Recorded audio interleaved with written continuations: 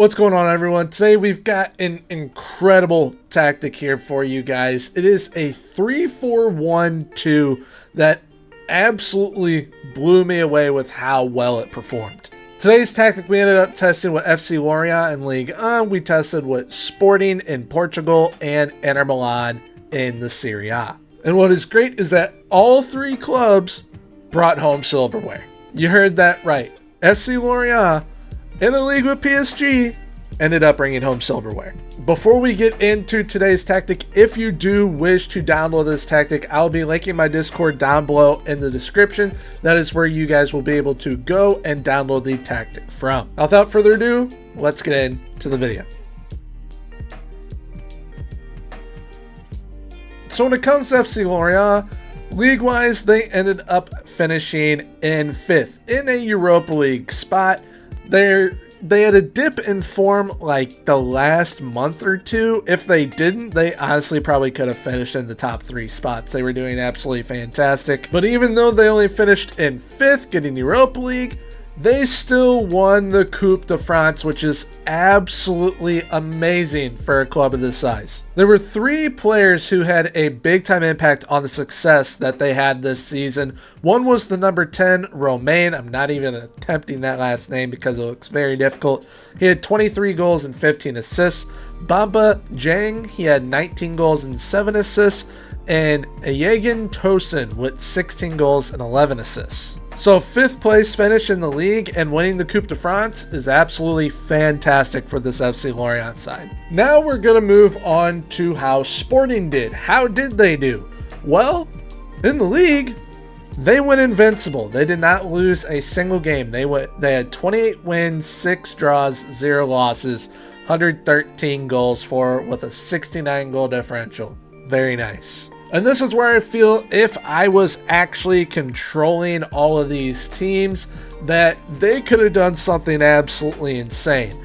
Because not only did they go invincible within the league, they got to a semi-final in the Europa League, unfortunately getting knocked out by Liverpool.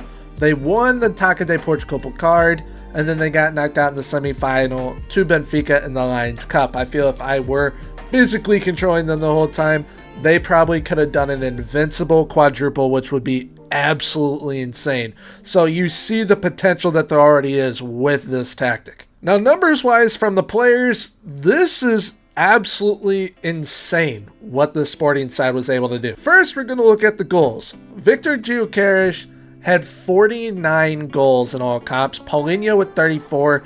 Pedro Gonçalves, who is the number 10, had 26. Sebastian Coates with 14, Nuno Santos with 12, and Francisco Trincao with 11. Then assist-wise, they had 4 players with 20 plus assists.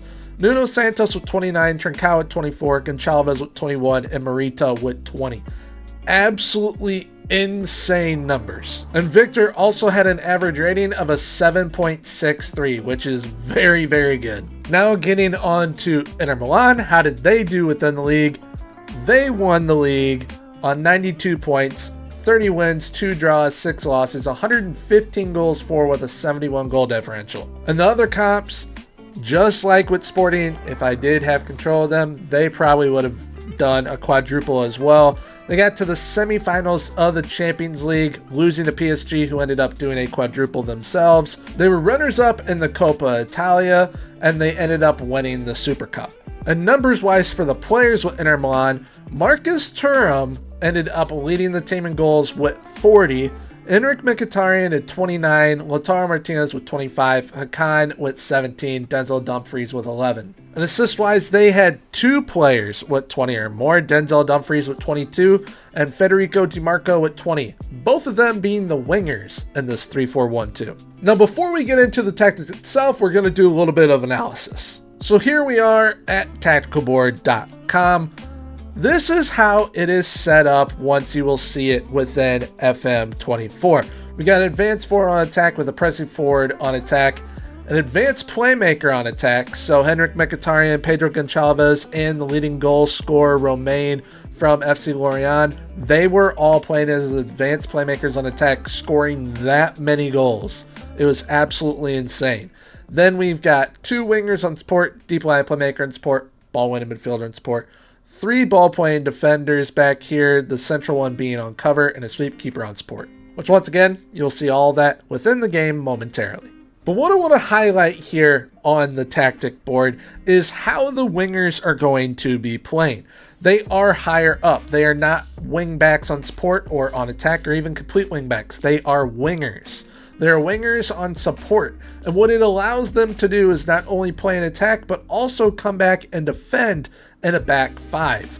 It may not seem like that at first, but that is how they do operate. That is what allows DeMarco and Dumfries to do so well. That is also how I was able to fit Trincao into the setup with Sporting, because he cannot play as a wingback. However, he can play as a winger, so can Santos. Your number 10, your advanced playmaker on attack, is going to be one of your main creators in the side. Your deep line playmaker also going to be very important playmaking wise, as are your wingers. And don't be surprised if your ball-winning midfielder on support chips in with some assists as well.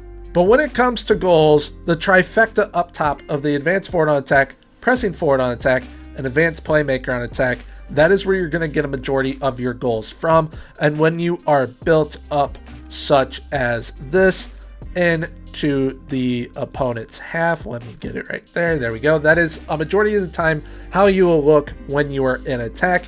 You have plenty of options. Your wingers are most likely going to be the ones crossing in the ball more often than not, and your ball-winning midfielder and deep line playmaker will probably look to either hit your number 10 or try and hit those wingers out wide, maybe even hit a ball over the top or a through ball to your strikers. But now that we have gone over that, let's get into the tactic within FM now. So here it is. The file will be called Gourmet's 3412 Silver within my Discord. That is the one that you'll be looking for when you go there to download the tactic. So what are all the player instructions like? The advanced forward on attack has shoot more often. Pressing forward on attack also has shoot more often. The advanced playmaker on attack has crosses aimed at center and move into channels. Both wingers on support have crosses aimed at center and tackle harder. The deep line playmaker on support has tackle harder. Ball-winning midfielder on support has take more risks. Both ball-playing defenders on defend, those will be the ones outside of your ball-playing defender on cover, which is that central one. They both have stay wider. The ball-playing defender on cover is left as is, and sweep keeper on support is also left as is. Now this tactic is played with an attacking mentality. You can also go positive if you wish to do so, but just keep in mind FC Lorient, who are supposed to finish kind of mid-table around that 12th position, they ended up finishing 5th and winning the Coupe de France on attacking mentality. I did not change it off of it.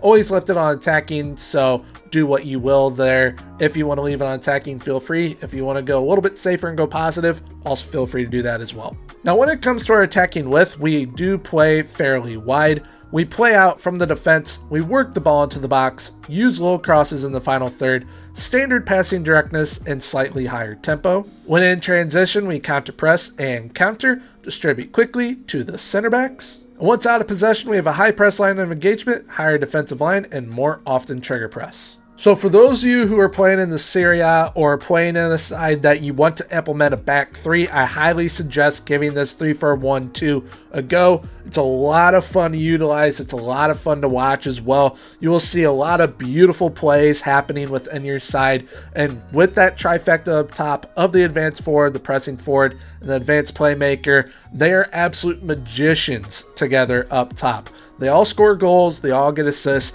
and even though they're called an advanced playmaker, they will contribute with a boatload of goals like you saw with Pedro Gonçalves and with Henrik Mkhitaryan as well as Roman. So once again, if this is a tactic that you do wish to give a go yourselves, there will be a link down below in the description for my Discord. That is where you'll be able to download it from.